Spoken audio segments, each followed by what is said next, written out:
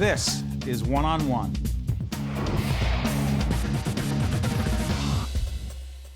I'm here to introduce my good friend from MSNBC, Chris Jansing, host of Jansing Company, seen every day during the week from 10 to 11.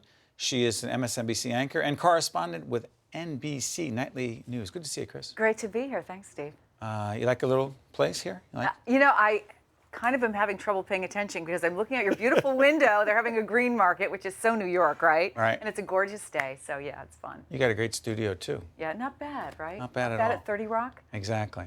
You have a great story. You have a great story about how you got to NBC. We were just talking about before you got in the air. Tell folks who, by the way, you watch Chris every day. You're up in Albany. And I had been there for 17 years on television and before that on radio doing news. And I was on vacation, literally, and I checked my cell phone messages, and there was someone who claimed to be the assistant to the president of NBC News and said, he wants to talk to you about a job. Now, at the time, Albany was about the 50th market. People don't go from the 50th market, TV market. Yeah, to the network. It doesn't happen. It had never happened before at NBC. And I thought it was a joke, and it wasn't a joke. And I came to New York, and I was absolutely terrified. I went through a series of interviews with every vice president at NBC and NBC News, and they offered me my choice of several jobs. It was really astonishing. He had seen me on television. He was at a conference up in Lake George, New York. Andy Lack. Andy Lack, who at the time was president of NBC News, and said, well, I'm going to hire this woman. It was just like that, and it was something that just was so unexpected, and I wasn't looking for. And I had no idea what I was getting into, by the way. And our president here at WNET, Neil Shapiro, has a little bit of a history. Oh, yes, NBC, indeed. right? And also in Albany. So we have that Isn't that connection. something? Yeah. Yes. And he's a Yankee fan. I just thought I'd get that in. Yeah. Has no relevance to anything. Chris, because I've been with you on the show before, I see a little bit about the way you work. And I just think to myself, I mean, I love doing this, but it's on tape. We're doing this. We like to look like we're live, but we're not. You do it every day, live. Yes. Stuff happens. Things are moving parts all the time. Yeah. How do you prepare? Because as I read about how you prepare, it seems you come in way earlier than when you're supposed. I'm thinking, if I'm doing the show, what time is it again? Yeah, well, 10 o'clock, people I'm thinking I'm coming in 9. 9:30 maybe, depending on the makeup situation. Not right? you. I get up at 4.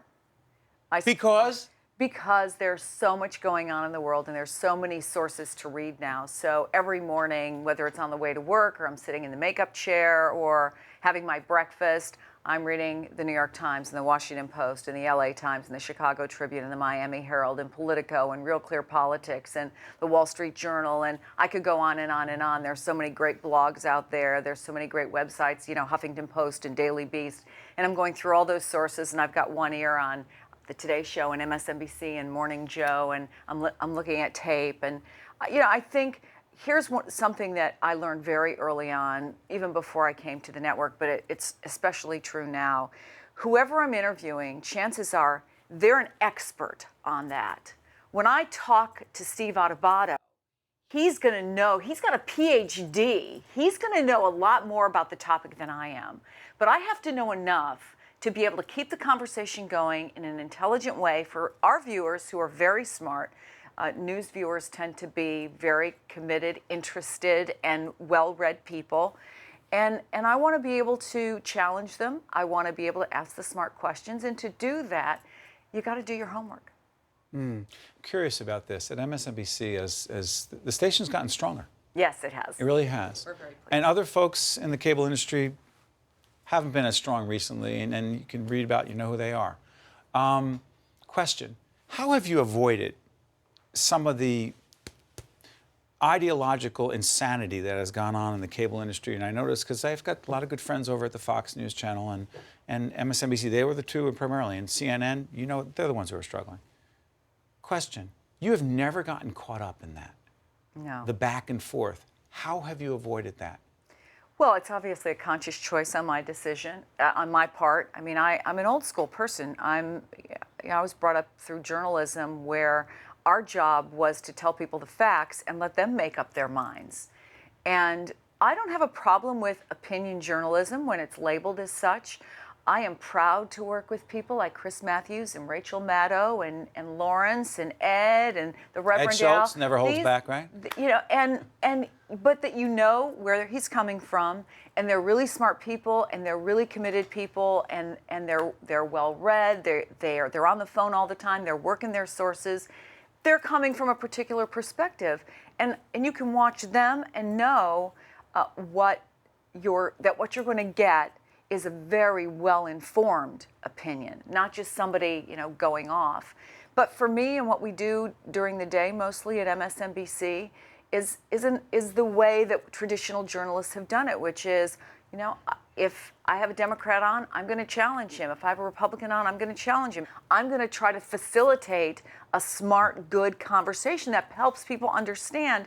I mean, I think the sad thing for me, Steve, is there are legitimate disagreements in this country. How do we move forward on the economy? What do we do about immigration?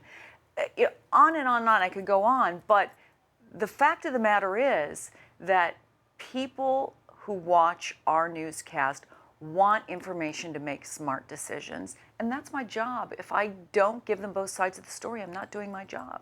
You don't see it as your job to say, here's what I think, which implies here's what you should think. That's right. And not only is it not my job, it's wrong for the kind of news that I do. And I'm also, frankly, protecting my integrity because I also work for the NBC News division, and I work for Nightly News, and I work for Rock Center, and I work for Dateline.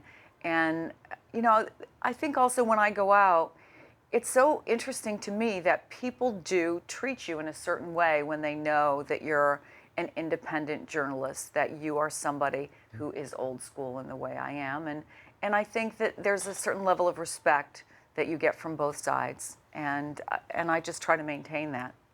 Chris, as the cable news world has exploded, as new media explodes with it, technology, did you ever think that you'd cover politics to the degree that you do? I mean, every day, all the time, and it's not, forget about election coverage. There's no such thing anymore. It's political coverage all the time. Yeah, no, I didn't. Absolutely not. And if someone had told me this, I would have told them they were crazy. But I also famously, back when I was in Albany at the television station, thought the internet was a passing fad. So that'll tell you, you know, nobody's going to hire me to do, you know, forecasting. You know, having said that, I love politics. I've always loved politics. You like talking about it, covering it, analyzing it, all of it.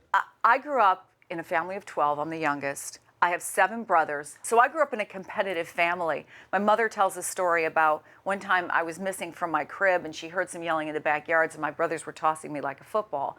I grew up in that kind of competitive family. To me, there's no more fascinating or consequential competition out there than the political system. And I know, you know, some of my friends, even people who are politically savvy or politically interested, say, how do you do it every day, day in and day out? There's always a new twist. There's always a new story. There's always a new way of messaging. It just, to me, never ceases to fascinate. You're not bored at all at any of this. I'm so not bored. I can't believe, I never thought I would say, I wake up at 4:15 in the morning. If I sleep in, I'll wait till 4:15. You're so lazy. If I have a crazy night and up to 9:30. And I can't wait to get to work. I never thought of myself as a morning person, but I'm just so interested. Like, I want to be the first person to know what happened overnight in Syria, what happened overnight in Afghanistan. Where's Hillary Clinton? What's going on with the Secretary of State? I want to know, and I want to know first, and I want to have that time to think through, how am I going to present this to my viewers? You mind if I let the folks know again when they can check you out? If you it's love. It's PBS. We don't like to plug, but you can catch Chris Jansing every day at on MSNBC 10 to 11, Monday through Friday. Host of Jansing and Company, anchor over there at MSNBC and correspondent with NBC Nightly News. It is a pleasure to have you on our set. I look forward to seeing you again on your set. Yes, it's a pleasure always to have you. You're terrific. Thank you so much, Steve. Great. You come here and you watch WNET and you never know who you're going to see. One-on-one right after this. Good stuff. This special edition of One-on-One with Steve Adubato is brought to you from the Tisch WNET studios at Lincoln Center. Funding has been provided by Caldwell College, New Jersey Manufacturers Insurance Group, auto insurance, homeowners insurance, and banking under the principle of stewardship. QUALCARE Inc., a local managed care company covering 750,000 New Jersey residents. And by Verizon Communications. Promotional support provided by The Record, North Jersey's trusted source, and northjersey.com. Transportation provided by Airbrook Limousine, serving the metropolitan New York, New Jersey area. One-on-One with Steve Adubato has been produced in partnership with St. Joseph's Healthcare System.